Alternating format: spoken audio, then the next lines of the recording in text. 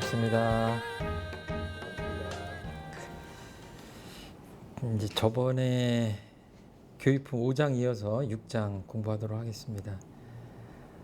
또 여쭙기를 그러하면 도형으로 그려진 저 이론상 자체에 그러한 진리와 위력과 공부법이 그대로 갈마 있다는 것이오니까 대종사 말씀하시기를 저 원상은 참 이론을 알리기 위한 한 표본이라 비하건대 손가락으로 달을 가리킴에 손가락이 참달은 아닌 것과 같나니라. 그런즉 공부하는 사람은 마땅히 저 표본의 이론상으로 인하여 참 이론을 발견하여야 할 것이며 이론의 참된 성품을 지키고 이론의 원만한 마음을 실행하여야 이론상의 진리와 우리의 생활이 완전히 합치되리라. 지금 대종사님께서 그 석가모니 부처님 형상으로 되어 있는 등상부를 모시는 게 불교의 아주 오랜 전통이죠. 물론 석가모니 부처님이 돌아가신 열반하신 후 몇백 년 동안 그 불상을 조성하지 않았어요. 왜냐하면 그 석가모니 부처님께서도 무슨 인격신앙을 얘기한 바가 전혀 없고 그냥 진리 그 자체를 설파하셨기 때문에 그 등상부를 조성하는 것과 석가모니 부처님의 가르침은 전혀 상관이 없습니다. 그런데 이제 뒤에 그 부처님의 교법을 전파하고 따르고 하다 보니까 그래도 뭔가 형상이 있고 뭔가 절할 때라도 있고 이제 이래야 되니까 그 불상을 조성하기 시작한 거죠. 그런데 이게 이제 2500년 한국 그 불교를 지나오면서 소태산 대종사님께서 원래 그 부처님 당시에 그 원래 불교로 돌아가고자 하는 그런 어떤 의도에서 그냥 이 이론상이라고 하는 이 동그란 그것을 상징으로 삼으셨죠. 지금 계속 교육품 첫 번에 그 계속 반복되는 이 내용들은 뭐냐면 이 이론상이라는 상징으로 인해서 설명해야 될 것이 많아진 탓이에요. 그래서 이제 한 둥그러운 상이다 이제 이런 표현인데 이제 순수 우리말로는 동그라미죠. 동그라미를 그냥 신앙의 상징으로 심볼로 이렇게 삼았는데 그러니까 계속 질문이 이어지고 저 도형 자체에 진리의 위력과 공부법이 그대로 갈마 있다고 하는 것입니까? 라는 질문이 지금 나오는 거예요. 그럼 대종사님께서는 이게 뭐 불상이 이렇게 있다 하면 이 불상을 모시지 않기로 한 것은 뭐예요? 자칫하면 이 불상이 어떤 위력을 가지고 우리한테 죄와 복을 주는 권능이 있다든가 이 안에 진리가 있다든가 하는 그런 오해를 불식시키기 위해서 이론상을 제시를 했는데 제자들이 또 여기에 대해서 똑같은 질문을 하는 거예요. 그러면 여기에 그런 어떤 위력이 있고 뭐가 있습니까? 라고 묻는 거예요. 그러니까 대종사님 입장에서는 참 난감한 거죠. 의도하고 다른 질문이니까. 그렇지만 이 질문에 답하지 않을 수 없는 거죠. 대종사님 입장에서는 지금 그 질문을 답하시는데 그냥 쉽게 얘기하자면 하늘의 달, 이게 달과 같다면 이 이론상은 이 달을 가리키는 이 손가락과 같다. 여기 이렇게 손가락이 있다면 이렇게 손가락이 있다면 이게 달이죠. 이 달을 보라고 손가락을 가리키는 이 손과 같다라고 표현하시는 거예요. 그러니까 방편이다, 방편이다. 이 불상이 방편이었듯이 이론상도 방편이다. 그러니까 저기 보세요 이러면 여기를 봤다가 저기를 봐야 되잖아요. 계속 여기를 보고 있으면 이 사람이 그 전하고자 하는 게 지금 전해지지 않는 거죠. 그러니까 인간의 언어로 표현했지만 인간의 언어로도 다 표현하기 힘든 그 궁극적인 진리를 이론의 진리라고 한다면 또는 이론이라고 한다면 그거를 표현하기 위한 그냥 하나의 도형일 뿐이에요. 여기에 빠지지 말자 이런 얘기입니다. 그렇지만 제가 이 비유를 하면서 꼭 덧붙이는 말씀은 저기 저 달 보세요 그러면 그 옆에 가로등도 있고 뭐 여러 가지 인공 조명도 있다 그러면 그 달 발견하기 쉽지 않습니다. 어떻게 해야 돼요? 이 손을 잘 봐야 돼요. 그러니까 이런 방편들이 다 부질없다라고 할 것이 아니라 이 가리키는 손이 있어야 이 손이라는 방편이 가리키는 그 진리를 깨달을 수 있잖아요. 그러니까 이것도 열심히 봐야 돼요. 그러니까 방편이라고 하면 이 온갖 언어로 말씀하시는 이 모든 교법이 다 방편이거든요. 그 방편을 소홀히 하면 안 된다. 그러니까 방편이라고 해서 자칫 소용없다고 생각한다든가 무용하다고 생각하면 그것도 잘못하면 패착이다 이렇게 말씀드릴 수 있을 것 같아요. 뭐 이해하시기 어렵지 않은 그런 내용입니다. 그래서 이 이론상이 의미하는 것들을 발견한다면 깨닫는다면 그 다음에 어떻게 되냐면 참된 성품을 지킬 수 있다. 이거는 이제 견성과 뭐랄까 양성이라고 할 수가 있죠. 그리고 이론의 원만한 마음을 실행할 수 있게 되는 거죠. 그래서 어떤 단계로 가냐면 이론상의 진리와 우리의 생활이 완전히 합치되리라. 그래서 대종사님 법문에는 이 표현이 자주 나와요. 뭐 자주 나오는 키워드가 많은데 생활 이걸 이렇게 합치시킨다는 표현이에요. 그래서 진리적 종교, 진리신앙이기도 하고 뭐예요? 생활 종교라고 하고 예, 그렇게 하는 이유가 생활을 굉장히 중요시합니다. 그러니까 생활이라는 건 뭐예요? 어저께 잠자리에 들어서 오늘 아침에 일어나서 내가 뭔가를 하고 출근하고 사람들 만나서 뭔가 일을 함께 하고 가족과 시간을 보내고 그냥 모든 사람이 하는 것이 생활이죠. 밥 먹고 전화 받고 이 행주좌와 어묵동정 이런 표현이라고 하죠. 그런 표현을 쓰죠. 그게 생활입니다. 살아가는 거예요. 종교의 우리 원불교의 수행이라는 건 뭐예요? 그 수행이 결국은 어디로 가느냐? 진리와 우리의 생활을 완전히 합치시키는 단계예요. 저번 시간에 제가 말씀드렸잖아요. 어떤 진리라는 거를 이게 우주 안에 흐르는 어떤 음악적 리듬, 가락 이런 장단이라고 본다면 음악을 잘 하시는 분들은 그 장단에 맞춰서 연주를 하듯이 그런 거죠.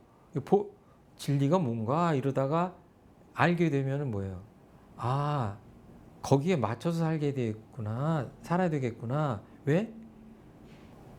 맞춰서 살수록 이 결과가 행복하구나. 과정도 즐겁고 결과도 행복하구나. 특별히 노력을 하지 않아도 복락을 얻을 수 있구나라는 그 깨달음을 얻는 거죠. 그러니까 그렇게 된다면 뭐예요? 그게 생활이 진리하고 합치되는 거죠. 그러니까 옛날에 저 부담스러운 표현 한번 할까요? 천인 합일, 하늘과 사람이 합일됐다. 동양 종교에서 이런 표현들 하죠. 천인 합일하세요 이러면 어때요? 부담스럽죠. 그런데 진리와 우리의 생활이 이렇게 합치된다 이렇게 하면 좀 어때요? 좀 편하잖아요. 막 거대한 진리를 생각할 게 아니라 아까 이제 상시일기 하시고 유무념 공부하신다고 했는데 그것도 결국은 어디로 가냐면 처음에는 내가 이걸 하지 말아야지 해야지 이렇게 하다가 나중에는 뭐예요? 아주 경지가 높은 데 가면 내가 지금 이거를 마시는 게 진리에 맞나 맞지 않나. 그러니까 그냥 부모님이 그 자식한테 제발 너 담배하고 술 좀 끊어라 끊어라. 그 단계는 뭐예요? 그 생활하고 진리하고 따로 노는 거죠. 그 자식 입장에서 보면. 아니 나는 지금 별 건강에 문제도 없고 마셔도 아무 상관도 없는데 그렇게 그 부모님이 그냥 술 담배를 끊으라고 한다. 이 철없는 거죠. 모르는 거.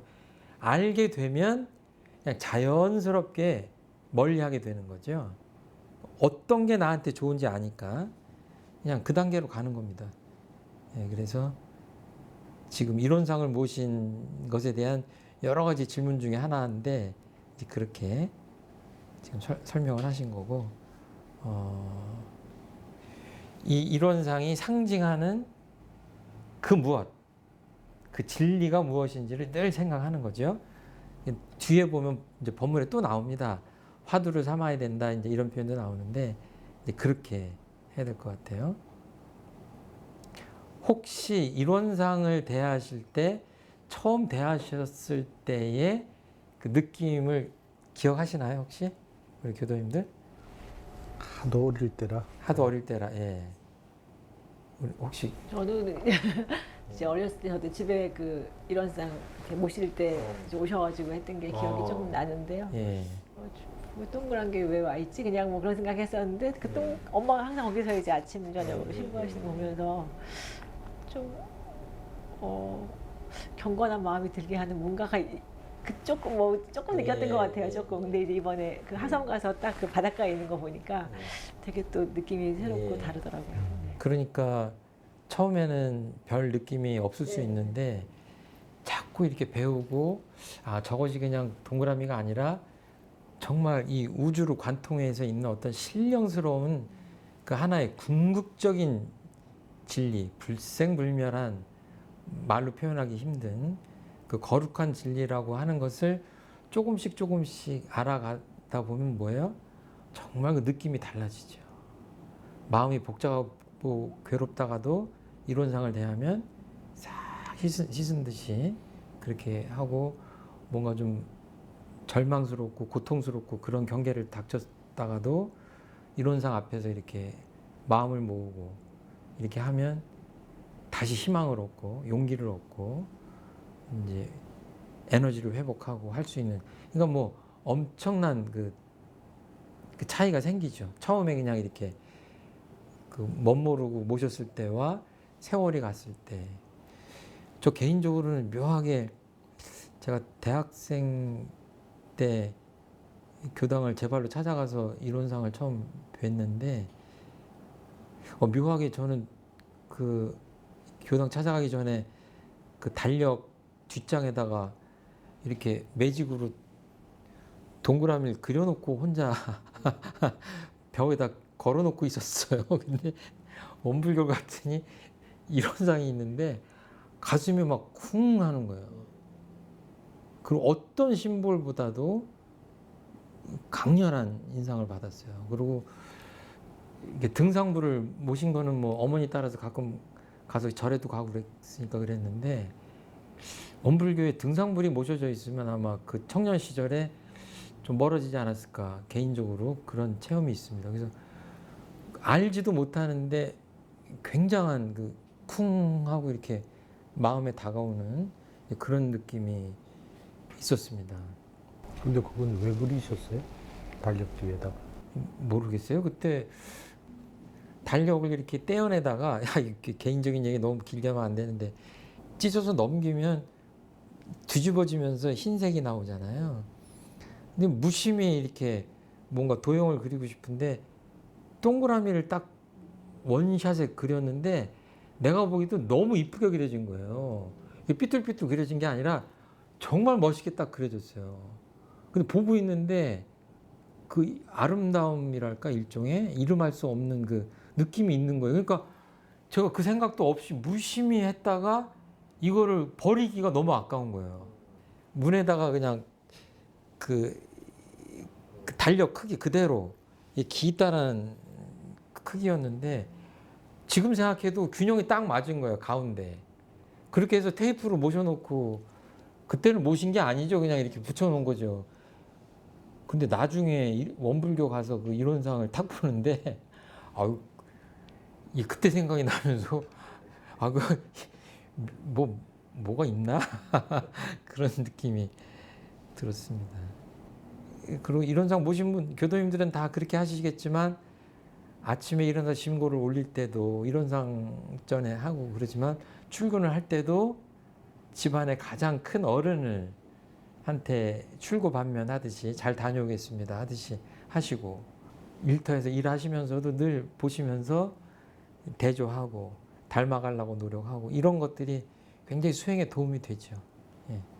이론상을 가까이 하는 것만으로도 그렇게 하셨으면 좋겠습니다. 그래서 그런 것들이 내 삶에 어떤 의미를 갖기 시작할 때 신앙과 수행이 점점 깊어진다. 이렇게 말씀드릴 수 있을 것 같아요.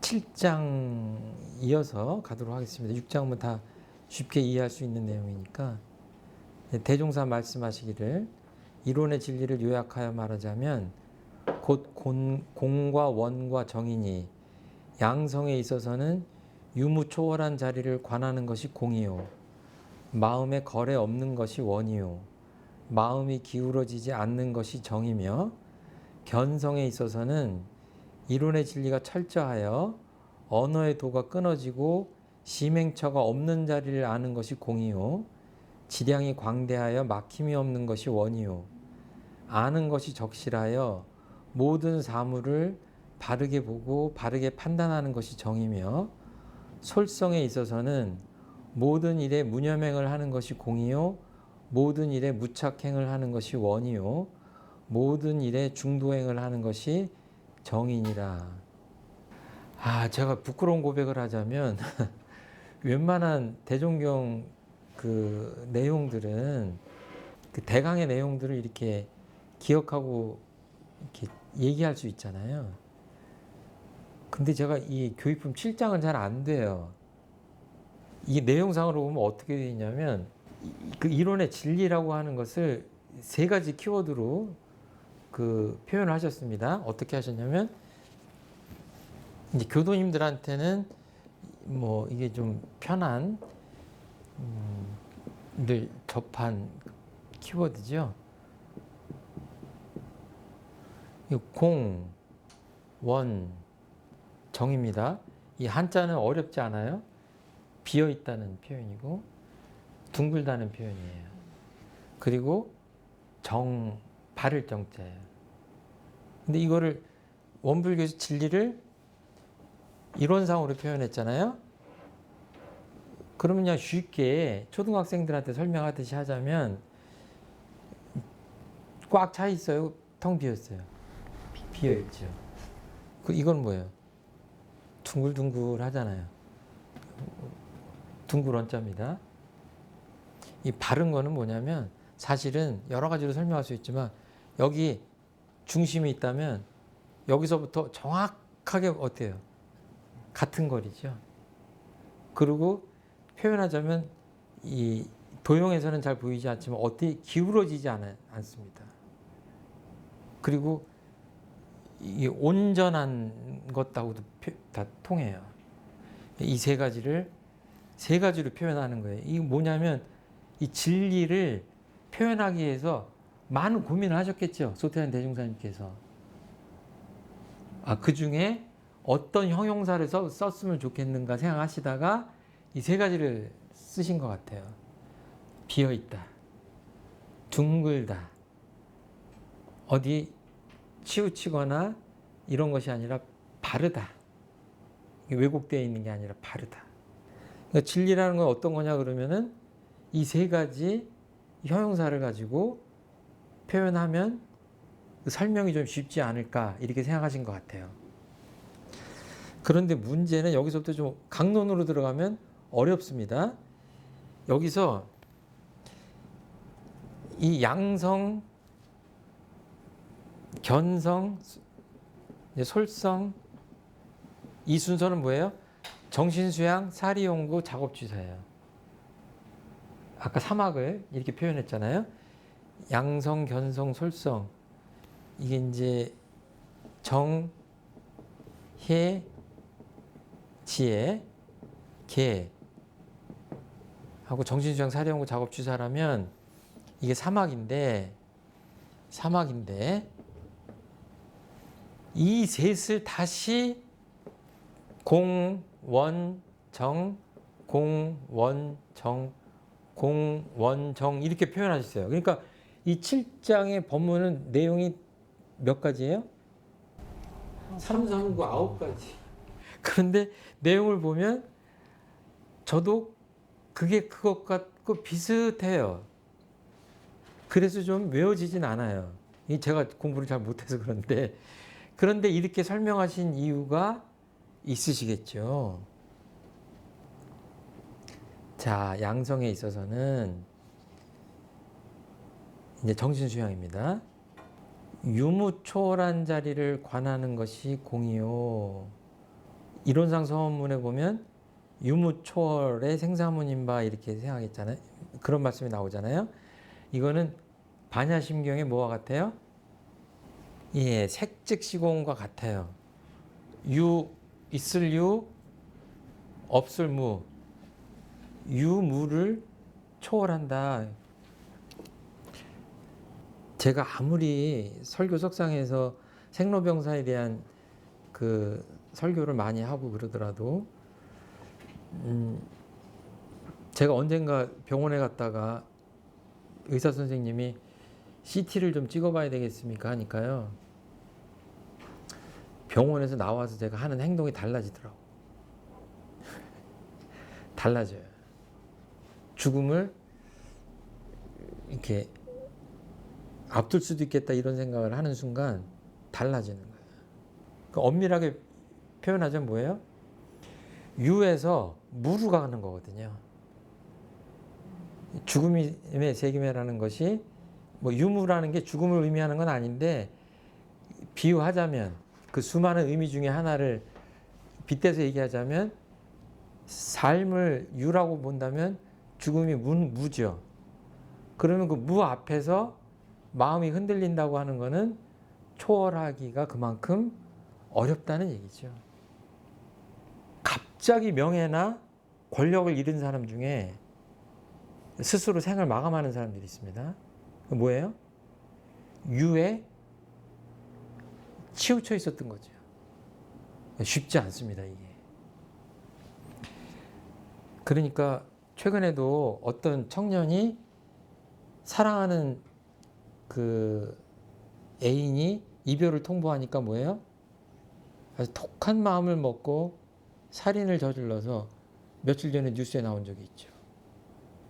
인류대학을 다니는 그런 수재였는데 근데 이게 이상하게 들릴지도 모르지만 우리 마음 공부하는 분들은 그 사람의 마음도 이해할 수 있어야 돼요. 왜 사랑이 미움으로 변했을까? 원한으로 변했을까? 그게 다 공부거리예요. 마음 공부하는 입장에서 유추해 본다면 그냥 뜨뜻미지근한 언제 헤어져도 그만인 그런 사랑을 했으면 거기까지는 안 갔을 것 같다. 물론 그 사랑이 온전한 사랑이 아니라 애착하고 탐착하는 착심이었겠죠. 왜냐하면 진정한 사랑이라면 상대방을 해치거나 고통을 주는 행동을 하는 게 사랑이 아니죠. 애착에 가까운 거죠. 근데 그 마음도 사랑이라는 포장 안에서 굉장히 강렬했기 때문에 그것이 원한이나 미움으로 바뀌지 않았을까. 그러니까 유무초월 그러면 어렵게 생각하실 것이 아니라 뭔가가 있어졌다가 없어졌다가. 사실 마음이 계속 있어졌다 없어졌다 그러거든요. 마음이 명멸하는 거거든요. 생멸. 그런 것들을 잘 봐야 된다. 그리고 마음의 거래가 없는 것. 뭐예요? 마음이 여기서 여기로 가는 게 거래죠. 그러니까 마음을 쓴다고 하는 건 뭐예요? 마음이 거래가 있다는 거거든요. 근데 그것이 없는 자리를 이렇게 보는 것이 양성하는 것의 첩경이다. 마음이 기울어지지 않는 것이 정이며. 그러니까 내가 지금 그 애인과 헤어졌어요, 지금. 공부를 해야 돼. 그런데 마음이 아직까지 애인한테 가 있어. 그럼 뭐예요? 다른 일을 할 수가 없어. 그럼 뭐예요? 유무초월도 안 된 거고. 마음이 거기 갔다가 아직 여기 일로 오지 않은 거고. 마음의 거래. 마음이 거기 착돼서 기울어져 있는 거 그런 거죠. 쉽게 얘기하자면 그렇게 생각하시면 될 것 같아요. 그러니까 마음이 기울어지고 쓰러지고 하면 뭐예요? 마음을 바로 세우는 겁니다. 지금 지하철을 타고 간다 그러면 여러분들 하실 일이 뭐예요? 해야 될 일이 많이 있는데 해야 될 일은 없다 마땅히. 멍하니 가야 된다 그러면 뭐 하셔야 돼요? 정신 수양하시면 돼요. 좌선을 하시는 게 아니라 내가 이 상태에서 지하철 안에서 어떤 마음을 가지고 있는 것이, 그러니까 괜히 마음 뺏기는 일을 한다 그러면 뭐예요? 양성하는 공부는 아니에요. 그러니까 내가 핸드폰을 쓰고 있다 그러는데 쓸데없이 어떨 때는 배터리가 닳을 때 있죠. 그러면 안 됩니다. 그냥 내가 마음을 딱 걷어들이면 에너지가 나가지 말아야 돼요. 양성은 그렇게 하는 겁니다. 그러니까 온전한 마음을 지키는 거예요. 견성에 있어서는 이론의 진리가 철저하여 언어의 도가 끊어지고 심행처가 없는 자리를 아는 것이 공이요. 사실은 다 비슷한 말씀입니다. 제가 이 말씀 참 좋아해요. 이제 언어의 도가 끊어지고 이거를 이론상 서문에서 뭐라고 했죠? 언어도다. 언어도다. 네. 약자로 쓰겠습니다. 끊어질 단자예요. 언어의 길이 끊어졌다 이거예요. 제가 교도님이 미워. 밉지만 겉으로는 미운 척하지 않고 참고 있어. 지금 이게 지금 언어 도단한 겁니까? 말하지 않으니까? 그거 아니에요. 이미 말했어. 마음속으로 말했다고. 그러니까 겉으로 드러나는 이 물리적 언어를 하지 않았다고 그래서 언어 도단한 자리가 아니라 이미 분별했어요. 그 자리는 언어 도단한 자리가 아니에요. 분별하지 않은 상태의 공한 자리를 말씀하는 겁니다. 그리고 심행처. 아, 이 표현 참 멋있어요. 심행처. 마음이 가는 곳이에요. 그러니까 심행처가 멸을 했습니다. 그러니까 대종사님과 수제자인 정잔 종사님이 이 선문답, 우리로 하면 성리문답을 하시는 대목이 나와요. 그 대목에서 어떤 표현을 하냐면 성품자리를 일러봐라 그랬더니 정산 종사님이 언어도가 끊어지고 심행처가 멸했습니다. 이렇게 대답하니까 대종사님이 그 말이 맞다. 성품의 그 본체 자리를, 본연한 원래 그 자리를 표현하신 거예요. 거기는 언어가, 인간의 언어가 도달할 수 없는 그 자리예요. 궁극의 진리라고 하는 것은 인간의 언어로 도달할 수 없는 끊어진 자리입니다. 그리고 말만 끊어진 것이 아니라 이 인간의 언어라는 것은, 언어학자도 뭐냐면 인간은 사고를 뭘로 하냐? 언어로 한다고 그래요. 그러니까 제가 교도님을 보면서 아, 인상이 참 좋으시다. 뭐 예를 들어 이렇게 그런 느낌을 할 때 보면 내가 말하고 있어요. 그건 뭐냐면 분별 식심이 이미 작동하고 있다는 거예요.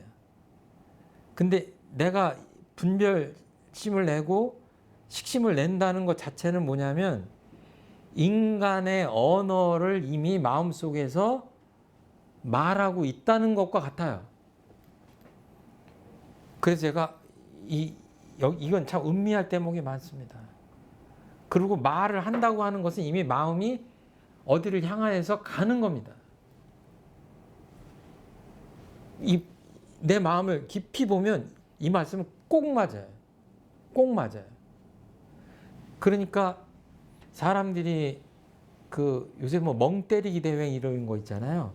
뭐 불멍도 하고 뭐 강물 보면서 멍 때리고, 그 좋은 의미로 보면 정말 좋은 거예요. 진정한 멍 때리면 뭐예요? 내 마음에서 언어가 길이 끊어지고 마음이 어디를 가지 않아도 그 자체로 좋은 겁니다. 이 좋다고 하는 것도 인간의 언어고, 그 인간의 언어가 붙기 시작하는 건데, 좋다 말다라고 하기 이전에 그냥 진리와 하나 된 상태에서 말이 필요 없는 그 자리예요. 그 자리가 정신수양의 자리예요. 그러니까 이거는 노력을 해서 들어가지만 원래는 노력을 해서 들어갈 수는 없는 자리예요. 그래서 그냥 그 자리를 관해라 라고 표현하는, 그러니까 진정한 믿음이라는 건 뭐예요? 이 자리가 그냥 있는 거고 내가 언제든지 그 자리하고 합의를 할 수 있다라고 믿는 것이 가장 큰 불교적 믿음, 원불교적 믿음이에요. 내 성품 자리가 그냥 늘 함께 하고 있다. 진리와 함께 하고 있다. 정말 전 시간에 말씀드린 대로 이 우주에 어떤 아름다운 이름할 수 아주 그윽한 그 음악이 흐르고 있다라고 했을 때, 그 음악과 가장 하나 되는 행동은 뭘까요? 음악에 빠져드는 거? 어떻게? 예, 저는 그렇게 생각해요. 정말 우주의 음악이 지금 아름답게 흐르고 있다면 온전하게 그거를 듣고 있는 것 그 자체로 충분한 거죠. 거기다 뭔가 섞는 순간 감히 그 음악에 누가 될 수 있는 거죠. 물론 이제 열애 위에 경지에 오르면 무엇을 해도 그 음악에 방해가 되지 않을 만큼 하나된 퍼포먼스를 할 수가 있겠지만, 그러지 않다면 깊이, 그러니까 침묵의 세계로 들어가서 그 음악을 그냥 오롯이 들으면서 하나 되는 것이 가장 좋은 것이 아니냐. 그러니까 뭔가를 인위적으로 할 일이 없는 거죠. 그러니까 이거 다른 표현으로 하면 이 도가나 이런 쪽에서 무위라고 하잖아요. 무위. 할 게 없는 거예요. 할 게 없는 자리입니다. 인위가 없는, 사람이 해야 될 것이 별로 없는 자리예요. 그냥 있는 자리입니다. 그냥 보는 거고 느끼는 거고 그냥 그대로 아는 거고, 이제 그런 거죠. 내가 고통으로부터 구원받고 어디로 내가 고통스럽지 않은 곳으로 가고 싶다, 이제 그러잖아요. 이 마음도. 그럼 그때 뭐예요? 희맹처가 있어요, 없어요? 있죠. 그러니까 그 자체를 부정하는 게 아니라, 대종사님도 파랑고의 일체 생명을 광대무량한 낙원 세계로 인도하려고 하니까 뭐예요? 명확한 목적이 있는 거예요. 고통의 세계에서 고통이 없는 낙원의 세계로 가자고 하는 그 가르침이 저희들이 지금 이렇게 막 말로 하는 거예요. 그렇지만 이 깨달음의 그 양성의 견성의 그 입장에서 본다면 그 세계를 쑥 들어가 버리면 뭐예요? 갈 곳이 없는 거예요. 이미 와 있는 거예요. 그 자리에. 낙원에. 더 갈 곳이 없어요. 그러니까 끊임없이 노력해서 어딘가를 가야 되겠다고 한다는 것은 어떤 것의 반증이냐면 아직 도달하지 못했다는 얘기예요. 근데 그냥 그 자리에, 근데 또 너무 이렇게 가면은 너무 쉬워가지고 그냥 견성하면 또 다 끝난 걸로 생각하는 사람들이 많은데, 참 말이라고 하는 건 이래도 문제 저래도 문제인데, 이제 그 측면에서 보면 그런 자리다. 그 지량이 광대하여 막힘이 없는 것이 원이에요. 아까 배운 데서는 이제 이무회, 사무회, 일과 공부 간에 막히는 것이 없이 다 하는 거예요, 환하게. 그러니까 정말 막힘없이 아는 것만으로도 해탈이 되는 거죠. 예. 아는 것이 적실하여 모든 사물을 바르게 보고 바르게 판단하는 것이 정이다. 제가 중학교 때 열병을 앓았습니다. 근데 정말 제가 허망한 경우를 지금 생각해도 참 허망해요. 그때 휴학을 하고 계속 열이 40도씨까지 가깝게 가는 거예요. 그러니까 저는 정말 그때 하늘이 노란 걸 경험을 했어요. 그런데 서울 시내 유명한 종합병원을 다 다녔습니다. 근데 정말 우습게도 그 열을 못 잡았어요. 부모님이 어땠겠어요?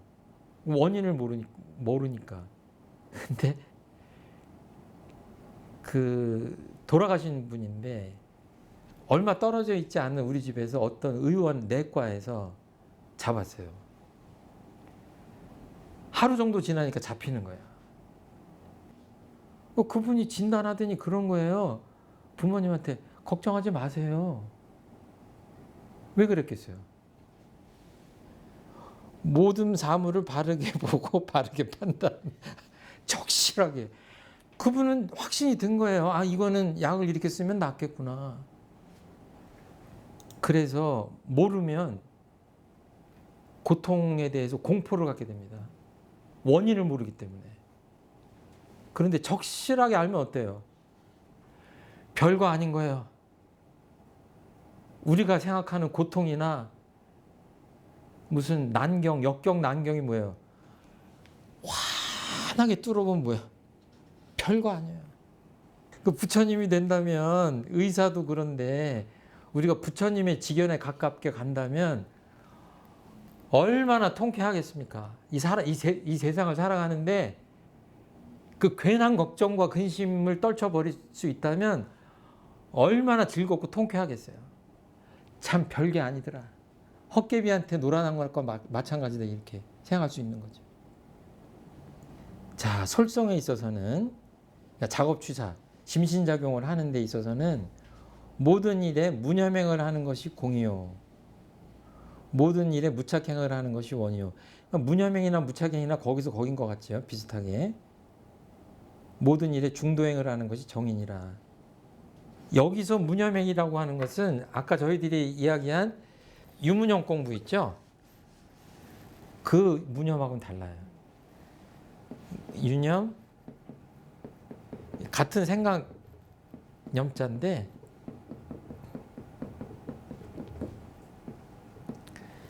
아이고 내가 오늘 10시에 약속이 있는데 잊지 말아야지 하는 건 뭐예요? 유념이에요. 유무념 공부할 때 뭐 재밌는 거를 하다가 또는 일을 막 열심히 하다가 깜빡했네? 그건 뭐예요? 무념한 거예요. 마음을 챙기지 못한 겁니다. 이럴 때 쓰는 유념과 무념의 개념이 있다면 여기서 무념행은 뭐예요? 일종의 무상, 이제 무상과 상이 없는 것과 비슷해요. 이 무념은 뭐냐면 아니 내가 교도님한테 밥을 공짜로 10번을 샀는데 어떻게 교도님은 나한테 한 번도 안 사? 섭섭해. 이럴 때 무념이에요. 이때는 뭐예요? 이 생색내는 마음이 무념이 아닌 거예요. 유념인 거예요. 그러니까 이렇게 그냥 아무 상 없이 베풀어야 되는데 베풀었다는 기억, 상 또는 관념, 그 마음의 흔적, 생색냄 이런 것들이 있으면 무념이 아닌 거예요. 이게 사람 굉장히 피곤하게 합니다. 차라리 그러려면 선행을 안 하는 게 나을 수도 있어요. 이 온전한 제 말은 아닙니다. 그 단계를 지나서 무념의 경지에 오르는 선행을 하기 때문에 무념이 안 되더라도 선행을 하는 건 좋지만 좀 약간 뻥 튀어서 얘기하자면 조그맣게 선행을 해놓고 그 뒤에 따르는 그 마음 고통이나 그 후유증 이 그렇게 그냥 계속 난다면 그냥 아유 차라리 저렇게 선행을 하려면 안 하는 게 낫지 이제 그런 얘기를 한 거예요. 그러니까 맞진 않은 얘기지만 강조를 하려고 하다 보니까 드리는 말씀이에요. 무념행을 해야 됩니다. 행동을 할 때는 무착행도 마찬가지죠. 뭔가를 집착해서 하는 거예요. 뭔가에 집착하는 마음이 있어서 하면 무착행은 아닙니다. 그러니까 내가 늘 마음이 어떤 사람 마음이 있어요. 근데 이 사람이 어떤 행동을 했어요. 그런데 이 행동을 왜 했을까요? 이 고래가 춤을 춰. 이 고래의 마음이 왜 어떻기 때문에 지금 춤을 췄을까요? 고래가 왜 춤을 추는 거예요? 아, 칭찬을. 그렇지. 고래가 칭찬 받을 때마다 춤을 추는 거야. 말을 바꾸면 춤추면 칭찬받아. 제가 그래서 마음 공부하는 분들한테는 어떻게 말씀을 드리냐면 이렇게 고래처럼 칭찬받는다고 춤추지 마라. 제가 드리고 싶은 말은 뭐예요? 그냥 춤추면 돼요. 이 칭찬에 착될 필요가 없어요. 제가 이 얘기를 하는 이유가 뭐냐면 정말로 사람들이 행동하는 많은 것들 중에 칭찬에 착돼서 칭찬받으려고 하는 행동이 굉장히 많습니다. 저도 이 강의하지만 듣는 분들이 이왕이면 강의 잘한다고 하면 얼마나 좋아요. 그럼 더 잘하잖아요. 근데 그럴 필요는 없어요. 내가 할 수 있는 데까지 그냥 즐기고 하면 돼요. 이렇게 얘기하면은 별거 아닌 것 같지만요. 제가 말을 바꿔볼게요. 제가 자주 하는 예화인데 댓글 다는데 악플 달죠. 사람이 연약한 존재예요. 정말 심각한 악플을 달면요. 사람이 마음만 상하는 게 아니라 자살도 합니다. 인간의 그 심리 기제, 이 메커니즘, 마음의 메커니즘이 같아요. 칭찬에 춤추는 것에 길들여지면 마음이 비난에는 어떡하겠어요? 문제가 생기는 거예요. 칭찬의 반대가 비난이라면 춤의 반대는 뭐예요? 춤을 추지 않든가 또는 그릇된 행동을 할 수도 있는 거예요. 그러니까 뭐예요? 이거는 어디에 착돼 있다, 어디에 마음이 묶여 있다 이런 거는 뭐예요? 마음의 자유를 얻는 것이 수행의 궁극적인 목적입니다. 대종사님께서 그렇게 딱 말씀하셨어요. 대종경에서 마음의 자유를 얻기 위해서 우리가 마음 공부하고 이 종교 생활을 하는 거다 이렇게 보시면 돼요. 왜?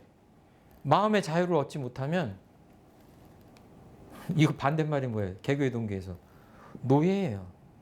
노예 생활이에요. 어떤 재산, 명예, 그 비난받지 않으려는 마음 복잡해요. 인간 깊숙이 보면 내가 어디엔가 집착돼 있는 거예요. 그 집착으로 인해서 내 마음이 자유롭지 못하고 그 마음 때문에 내가 어떤 행동을 한다 그러면 뭐예요? 그 행동은 해서는 안 되는 거고 그 결과는 안 좋을 확률이 많고 인간의 온전한 마음의 자유에서 우러나온 자연스러운 행동이 아닌 거예요. 그러면 진리와 하나된 게 아니라 어긋난 행동이라고 할 수 있는 거죠. 그러니까 이런 것들이 쭉 연결되어 있는 겁니다. 지금 이렇게 공원정이라고 하는 것이 비워있지 않으면 원만하지 않고 원만하지 않으면 행동이 바르지도 않은 거예요. 그래서 공원정이라는 표현으로 많은 가르침을 주시려고 지금 이렇게 하신 것 같아요. 과거를 돌이켜 보니까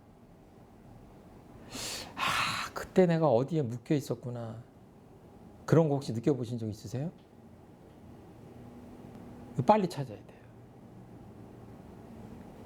이게 나도 모르게 아주 깊숙이 어딘가에 묶여 있는, 착돼 있는 것은요, 발견하기가 어렵습니다. 그런데 묘하게 일생 동안 열심히 산 분이 있어. 그런데 70대, 80대 돼가지고 내가 헛살한 것 같네? 내가 내가 정신 차리고 보니까 정말 괜히 내가 인생을 여기다 허비한 것 같다. 이게 뭐야? 내가 어디 착돼 있었다는 거 아니에요. 거기 묶여 있었다는 거 아니에요. 그 발견을 언제 해야 돼요? 빨리 해야 돼요. 하루라도 빨리 해야 돼요. 이거 겁나는 거예요, 저도. 이렇게 사는데 정말 죽기 전에 아이고 내가 어디 묶여 있었네 이러면 잘못 살았다는 거 아니에요. 그래서 대종사님이 견성을 언제 하라고 그랬어요? 소시적에 하라고 그랬어요.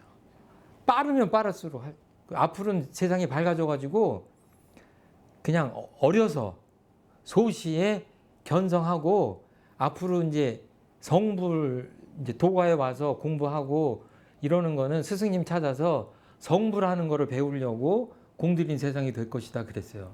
그래서 정말 유치원생 초등학생들이 그 원불교 신문에나 글에 보면은 뭐 아빠한테 야단 받을 때 마음이랑 엄마가 맛있는 거 사줄 때 마음이랑 마음이 달라요 이렇게 썼더라고.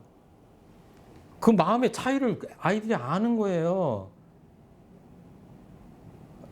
그걸 표현할 수 있는 거예요. 그러니까 아이들이 어떨 때 이렇게 질문하면 움찔움찔 놀래잖아요. 너무 투명한 게 그 마음으로 그냥 동심으로 이게 피드백을 하니까 움찔움찔합니다. 체면도 없잖아요, 아이들은. 근데 그냥 그 순수한 마음을 저희들이 잃지 말아야 되고 잃었다면 빨리 찾아야 되고 회복해서 그대로 가져가는 거죠. 그렇게 해서 그냥 이 세상에서 쓸데없는 경쟁과 쓸데없는 욕망을 늘 자극하고 쓸데없는 노력을 자극한다고 하더라도 휩쓸리지 말고 그냥 내가 잘 생각해서 온전한 마음으로 깊이 생각해 보니까 인과의 이치에 입각해서 보니까 아니 뭐 당신들은 그렇게 사세요. 죄송합니다만 나한테까지 강요하실 필요는 없습니다. 나는 내 리듬대로 살아가겠습니다. 이제 이래야 되고 정말로 그 길이 맞다면 사랑하는 사람들한테 사실은 우리가 괜히 이렇게 고통 속에서 하는 거고 괜한 경쟁을 하는 거고 괜한 무력에 물들어서 사는 거 아니냐. 이래서는 다 같이 고통스러울 수밖에 없다. 이렇게 소식을 전하고 이 진리의 리듬 따라 살게 하는 것이 진정한 교화라고 할 수 있어요. 이거를 뭐 원불교 교도를 만드는 게 교화가 아니라 정말로 내가 체험해 보니까 이게 맞는 거 아니냐. 종교 간의 장벽이니 이런 것도 괜한 장벽이다. 진리라는 것은 그런 게 아니다. 종교라는 울 안에 갇혀지는 것도 아니다. 뭐 이런 것들을 그냥 툭 터져서 그냥 보는 거죠. 예, 이런 것들이 이 말씀으로는 좀 어려운 듯 하지만 이 안에 그냥 다 있는 겁니다. 그냥 그 원래 자유로운 그거를 그냥 지키고 그대로 살아가고 그러자고 하시는 게 아니냐. 그러니까 9가지를 다 이렇게 또박또박 외우는 거는 좀 어려워도 이거를 잘 이해해 놓으시면 어떻게 되냐면 경계를 당할 때 어떻게 돼요? 떠올라요. 아, 내가 어떤 행동을 해놓고 되게 생색내네. 왜 그렇게 오래 기억하는 거야? 착한 일 해놓고. 에? 이렇게 돌아볼 수 있는 거죠. 무념에 묵착해 이런 게 어려운 게 아니라 그렇게 생각합니다. 여기 이제 제가 나의 마음 공부 보면 나는 견성을 위해서 양성을 위해서 솔성을 위해서 어떤 공부를 하시냐 이렇게 표현했는데 이제 오늘 돌아가셔서 이 교전을 보시면서 그 견성, 양성, 솔성에 입각해서 한번 내 공부를 어떻게 해야 될까 이렇게 한번 생각해 보셨으면 좋겠어요. 그리고 뭐 내 마음이 언제 비어 있는가, 언제 삐죽삐죽하지 않고 둥글둥글한가, 언제 이렇게 한쪽에 치우치거나 뭐 기울거나 그러지 않고 바른가. 이게 이제 일상수행예법에서도 말씀하시는 거고 이런 마음을 늘 유지하는 거죠.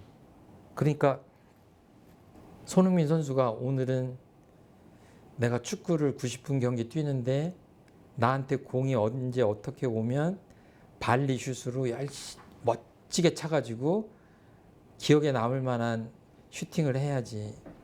이렇게 하나요? 그 생각 있으면 그 경기 망칩니다. 우리도 뭐예요? 막 어떻게 해야지. 그건 이제 초보자 때는 그렇게 하지만 뭐 오늘 정해서 하기 힘든 좌선두뇌 해야지. 이건 초보자 때 하지만 어느 단계를 지나가면 뭐예요? 이 공하고 원 둥글둥글하고 바른 마음을 그냥 늘 지키고 있는 겁니다. 그런데 이게 실력이 언제 발휘돼요? 경계가 오면 그때 공하고 둥글둥글하고 바른 공원정하는 식으로 그렇게 마음작용하는 거죠. 그러니까 스승님들의 그 심신작용이 아름다운 이유가 뭐예요? 텅 비어있고 어떤 상황에서도 원만하게 둥글둥글 하시고 아무리 어려운 상황에서도 바르게 취사하시고 하니까 아름다워 보이고 본받고 싶고 닮아가고 싶고 그런 게 아닌가 이제 그런 생각을 합니다. 이 대목은 사실은 제가 이거 어떻게 설명을 드려야 되나 고민을 많이 한 대목인데 잘 됐는지 모르겠어요. 아무튼 그냥 요 정도 하고 지나가도록 하겠습니다. 시간이 좀 많이 지났지만 혹시 오늘 공부하신 내용 중에 느끼신 거나 이제 질문하실 거 있으면. 근데 막 살다 보면 이 9개 다 생각도 하나도 안 나고, 그러니까 학생들 야단을 안 치고 싶은데 야단을 안 치면 안 하니까 야단 쳐야 되잖아요. 그러니까. 데리고 있는 학생들. 그냥 좋은 게 좋은 것만은 아닌 네. 거니까 참 그게 힘들더라고요. 그러니까 일상수행요법에서도 거의 뭐 8번째인가 뒤쪽에 잘 가르치는 사람이 되자 그런데 저도 그 고민이 늘 많습니다. 뭐 자식을 볼 때도 그러고 뭐 후배들을 볼 때도 그러고 뭐 교도님도 이건 분명히 가슴에 손을 얹고 생각해도 내가 미워서가 아니라 정말 바로 잡아줘야 되는데 도대체 어떻게 해야 돼? 아무리 내가 해도 상대방이 오해를 하고 상처받을 것 같고 이때 고민이 되거든요. 그러니까 이게 대강열의 조목에 보면 천만방편을 이렇게 하신다는 표현이 나와요. 그러니까 우리가 잘 가르치는 역량이 이제 부족한 거거든요. 그래서 뭐 감정에 물들지 않고 뭐 특별한 어떤 뭐 목적 때문에 그런 게 아니라 상대방을 위하는 마음인지 기본적인 것들은 이제 확인을 한 다음에 문제는 이제 상대방한테 맞게 잘 따라올 수 있도록 해야 되는데 그때 필요한 거는 내 의도만이 아니라 3대 력, 그 힘이죠. 온갖 방편을 활용할 수 있는 그거는 연구를 계속 하시고 시도를 하실 수밖에 없지 않냐.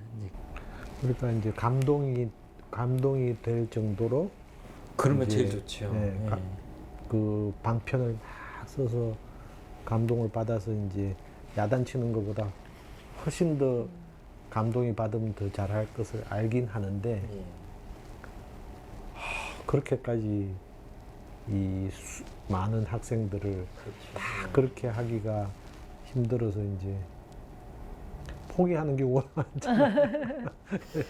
근데 뒤집어서 생각하면 여기 교도님들이나 저나 이 나이가 먹도록까지 그래도 이렇게 뭐 큰 잘못을 안 하고 아무튼 바른 길로 왔다고 하는 것은 그동안에 우리들 나를 이렇게 지도해 주신 수많은 스승님들과 선생님들, 지도인들의 은혜가 있었지 않냐 이렇게 생각한다면 힘들어도 후대 이렇게 제자나 후배들을 위해서 또 수고를 아끼지 않는 게 그 은혜에 보답하는 게 아닌가 이렇게 그냥 넓게 생각하고 최선을 다할 뿐이죠. 뭐 저희들이 능력이 되는 데까지 하는 거지 억지로 하려고 하다 보면 탈이 나니까 그렇게 좀 편하게 여유롭게 생각할 수밖에 없지 않냐 이렇게 생각을 합니다. 예. 오늘 공부 여기까지 마칠까요? 예, 감사합니다.